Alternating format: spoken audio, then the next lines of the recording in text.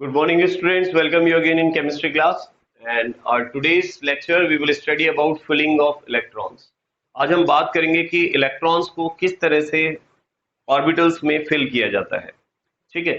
देखिए, इसके लिए एक साइंटिस्ट थे जिनका नाम था ऑफबाउ. एक्चुअली इन्होंने एक प्रिंसिपल दिया और उनका प्रिंसिपल क्या था कि in ground state of atom, अगर एटम की ग्राउंड स्टेट को देखा जाए तो एटम की ग्राउंड स्टेट में जो ऑर्बिटल्स होते हैं they are filled in order of their increasing energies. इसको ध्यान रखें कि जो ऑर्बिटल्स होते हैं वो अपने इंक्रीजिंग ऑर्डर ऑफ एनर्जी में फिल होते हैं. यानी पहले इलेक्ट्रॉन उन ऑर्बिटल में फिल होगा जिनकी एनर्जी कम है और उसके बाद उन ऑर्बिटल में फिल होगा जिनकी एनर्जी ज्यादा है. यानी इंक्रीजिंग ऑर्डर ऑफ एनर्जी के अंदर ऑर्बिटल्स को फिल किया जाएगा. अब एनर्जी का इंक्रीजिंग ऑर्डर ऑर्बिटल का हमें कैसे पता चले? Actually we have two methods by which we can find out which orbital has greater energy and which orbital has lower energy. So first method we have this one. In this method we can arrange the orbitals in a sequence of increasing energy. और वो sequence हमें कैसे मिलेगा कि सबसे पहले आपको क्या करना है, जैसे फर्स्ट शेल में एक ऑर्बिटल होता है, सेकंड शेल में हमने 2, थर्ड शेल में 3, फोर्थ शेल में 4. अब हमें पता है कि हम केवल f ऑर्बिटल तक ही पढ़ेंगे, f सब शेल के ऑर्बिटल तक ही पढ़ते हैं. तो उसके बाद फिफ्थ, सिक्स्थ और सेवंथ में भी मैंने f तक ही बनाया है. लेकिन इसको ड्रॉ करते समय आपको ध्यान रखना है there should be equal distance horizontally and perpendicular. ठीक है. तो यहाँ पर वर्टिकली और हॉरिजेंटली आपको सेम डिस्टेंस रखना है. जैसे यहाँ पर देखिए, यहाँ सेम डिस्टेंस रखा है आपने. अब आप क्या करेंगे, इसको इस तरह से कट करेंगे, जैसे this one first, second, third, fourth, fifth, इस तरह से कट कर दिया आपने. और इनको फिर जो एरो है, एरो की डायरेक्शन के अंदर अरेंज करते जाएं. जैसे सबसे पहले हमने 1s लिखा है, 1s के बाद 2s. ठीक है. 2s के बाद अब देखो ये एरो यहाँ एंड हो गया. अब यहाँ से एरो स्टार्ट करो, फिर 2p, 3s, यहाँ फिर एरो एंड हो गया. फिर यहाँ से आप आ जाओ नेक्स्ट यहाँ पर. ठीक है. तो फिर 3p, 4s, फिर वापस इस बिगनिंग में आ जाए 3d, 4p, 5s. तो इस तरह से आप इनको अरेंज कर सकते हैं. तो अरेंज करने के बाद देखो ये जो ऑर्डर मेरे को मिल रहा है, ध्यान रखना increasing order of their energy है.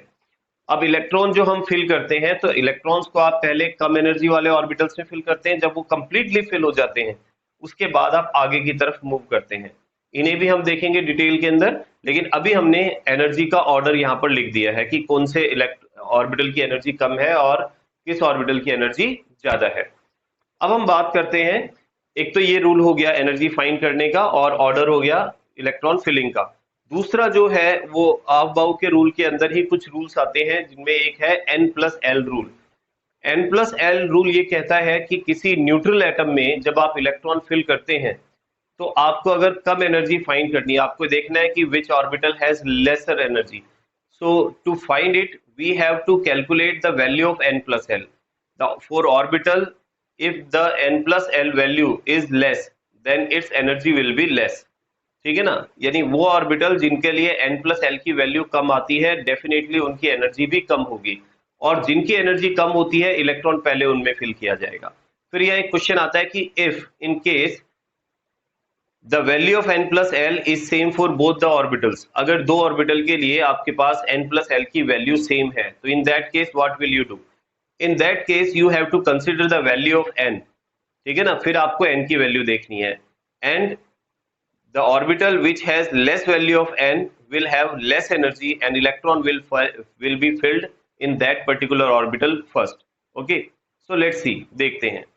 तो देखिए यहाँ पर इसको मैं एक बार रीड आउट कर देता हूँ जो हमने रूल लिखा है. In neutral isolated atom the lower the value of N+L, N+L की वैल्यू जितनी कम होगी ऑर्बिटल के लिए, लोअर इट्स एनर्जी, तो उसकी एनर्जी भी उतनी ही क्या हो जाएगी, कम हो जाएगी. However if the two different type of orbitals have same value of N+L, अगर दो डिफरेंट टाइप ऑफ ऑर्बिटल्स के लिए आपके पास N+L की वैल्यू सेम है तो the orbital with lower value of n, वो ऑर्बिटल जिसके अंदर n की वैल्यू लोअर है, हैज लोअर एनर्जी, तो उसकी जो एनर्जी होगी वो लोअर होगी. ठीक है. अब एक एग्जांपल लेते हैं. जैसे हमें फाइंड आउट करना है कि out of 3s and 3p which orbital has less energy और इलेक्ट्रॉन पहले किस में भरा जाएगा. तो आप दोनों के लिए n प्लस एल की वैल्यू फाइंड करें। अब यहाँ ध्यान रखिए बेटा, n प्लस एल की जब हम वैल्यू फाइंड कर रहे हैं तो इसमें एक तो n चाहिए और एक l चाहिए हमें। तो n है हमारे पास प्रिंसिपल क्वांटम नंबर और l जो है वो है हमारे पास में एंगुलर क्वांटम नंबर। तो ये दोनों क्वांटम नंबर हम ऑलरेडी प्रीवियस वीडियो में पढ़ चुके हैं। तो अब यहाँ पर अगर मैं 3s की बात करता हूँ तो 3s में आप देख सकते हैं कि जो 3 है it represent the principal quantum number. तो 3 को मैंने n की जगह लिखा है 3 एंड s जो है, s के लिए आपको l की वैल्यू फाइंड करनी है और मैं बता चुका हूँ s के लिए 0, p के लिए 1, t के लिए 2 और f के लिए l की वैल्यू 3 होती है।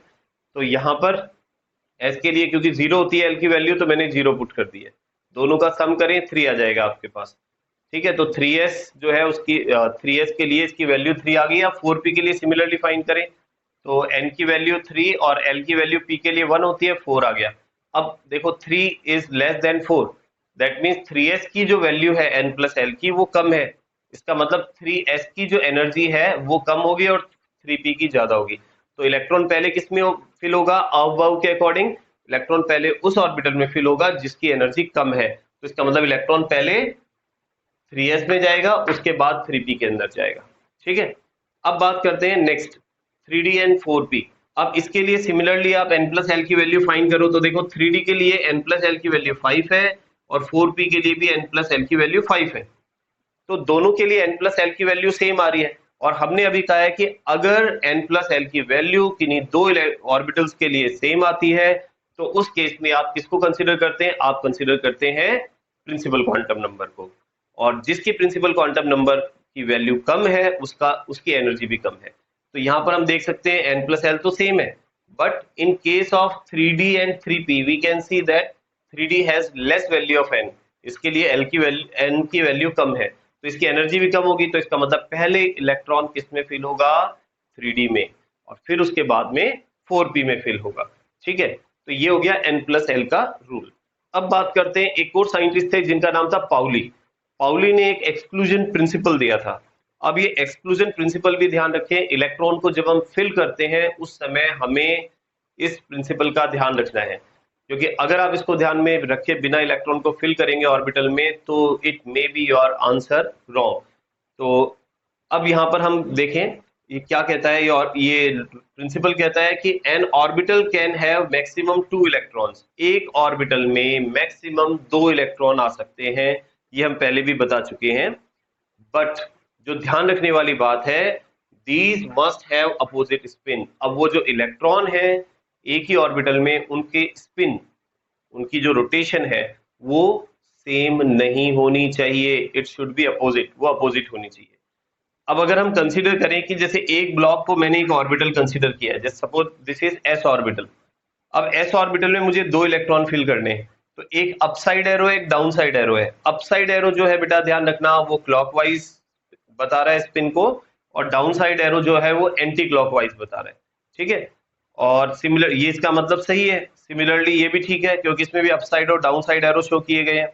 लेकिन अगर मैं नीचे वाले एग्जाम्पल की बात करता हूं तो इसमें 2 इलेक्ट्रॉन तो आ रहे हैं, बट प्रॉब्लम क्या है कि यहाँ पर दोनों का स्पिन सेम आ रहा है। ठीक है ना, दोनों का स्पिन क्या आ रहा है? सेम आ रहा है। तो इसका मतलब ये वाला जो आपने इलेक्ट्रॉन फिल किया है यहाँ पर वो करेक्ट ऑर्डर में नहीं है। ठीक है, तो ये हो गया पाउली प्रिंसिपल। कुछ प्रिंसिपल और देखेंगे अपन इससे रिलेटेड। ठीक है,